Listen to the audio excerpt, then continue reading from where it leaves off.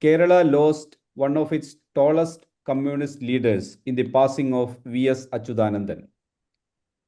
VS, as he was popularly called, ruled the state from 2006 to 2011, and he led the opposition for 15 years.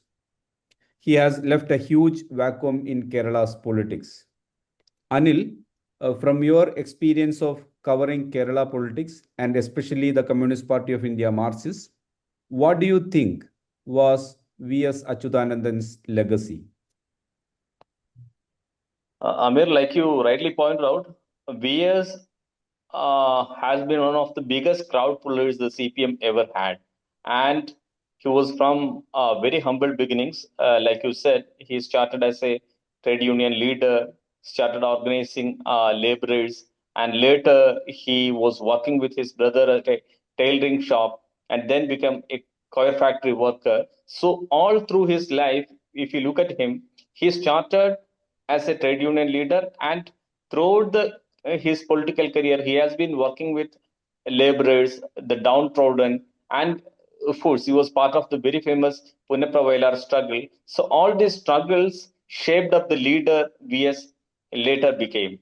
And his keen political acumen, his clear understanding of politics, and how to present a certain issue, how to take up a particular issue. I think all this came from his background. And as a leader, he was initiated into the party by late leader P. Krishnapilla. He was part of the CPI. And later in 1964, he was one among the 32 leaders who walked out of the CPI, the historic CPI National Council, and later formed the CPIM, the Communist Party of India Marxists. And that continued. He led the party till his last breath. So, leaves behind such a huge legacy and, of course, a major void also in state politics. Yeah, you mentioned about the 1964 CPI National Council meeting, and he walked off along with tallest leaders like EMS, AKG, and Sundaraya. So, what are your experiences of covering VS? Oh, I would say many occasions, both as interview, press conferences, covering his election campaigns, even his last campaign. That was in, I think that was in 2019. That was for Vatiurkav by-election, if I remember right. That was for the Vatiurkav by-election in Thiruvananthapuram. And he campaigned, and I remember very clearly, he spoke for hardly some 3 to 4 minutes. But the masses were they were like looking at him as frenzied masses, real frenzied masses. And each word, when he utters each word, they'll cling on to it. And he was such a popular leader.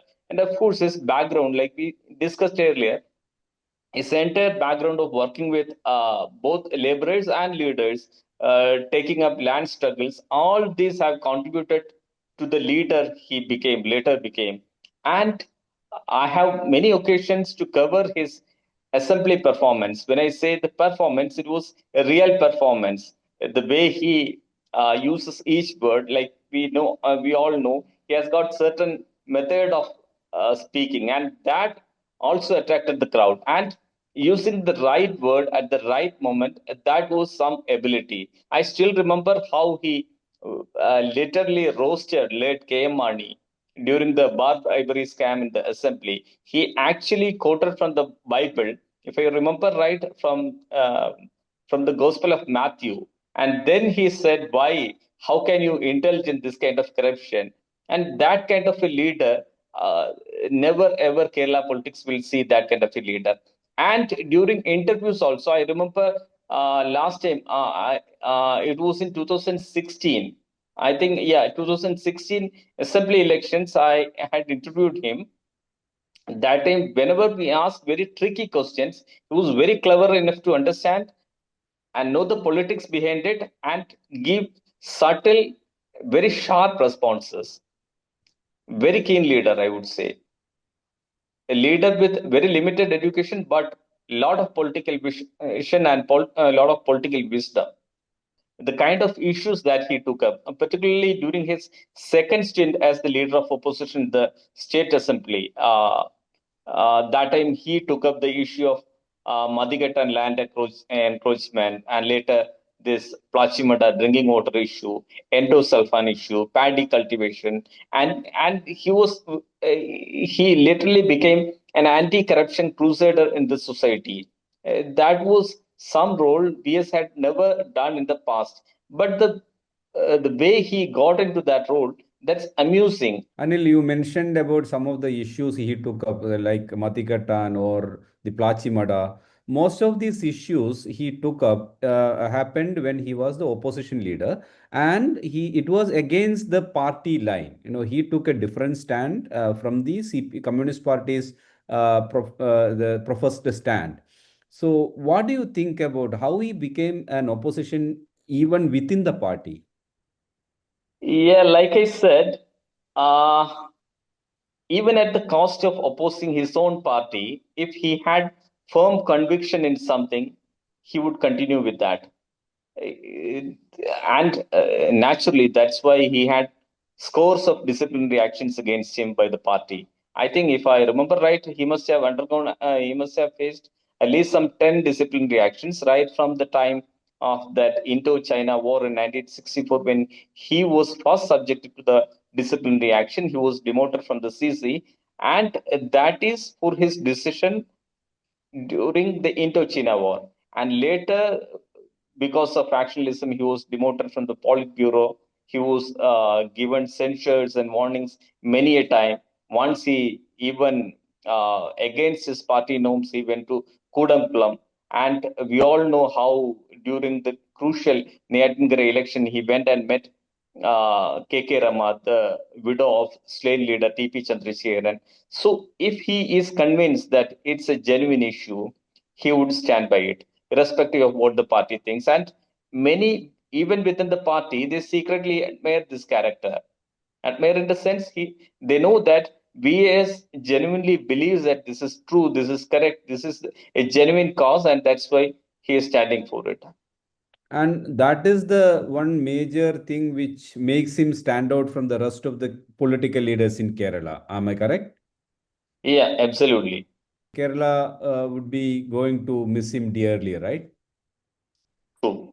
So, And what should I say? Like, uh, there has never been such a leader, and I still remember long back Express, we carried a story in which we have given BS, B for victory and S for success. And that kind of a leader, that kind of a mass leader, I would say, a mass leader, at the same time, a leader with very sharp political acumen, a leader who can identify issues. I would narrate one more story. Long back, when he was the opposition leader, I still remember one of his close confidants. They later told me how he took up the issue of free software. That time, long back, some 2.5 decades ago, that time free software was nowhere an issue in Kerala, and somebody went and told him this is the issue, and he was given just 10 minutes to present the issue before VS. VS listened to him. VS listened carefully for almost an hour. Then VS said, "Okay, you repeat the entire thing, but slowly." And then he said, "Why don't you do something? You give me the entire thing in writing. I'll take it up." Even for people like us, the so-called educated people, even for us, understanding the core issue of free software is something difficult. But for a person like him, he clearly understood what is the key issue behind it. Exactly like that, he took up issues related to environment, issues related to women's safety. Those shows the kind of leader he was. VS was some kind of a correctional force within the party, within the left.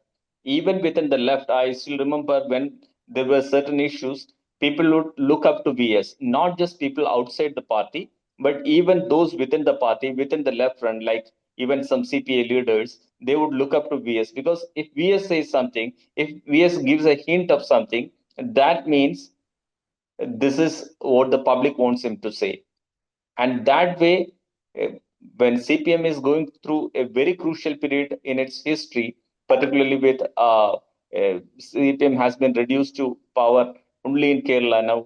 And that time, a correctional force, a mass leader, a guiding light, the party is going to miss such a leader. What else can I say? Yeah, let us hope that his legacy lives on. Certainly, certainly.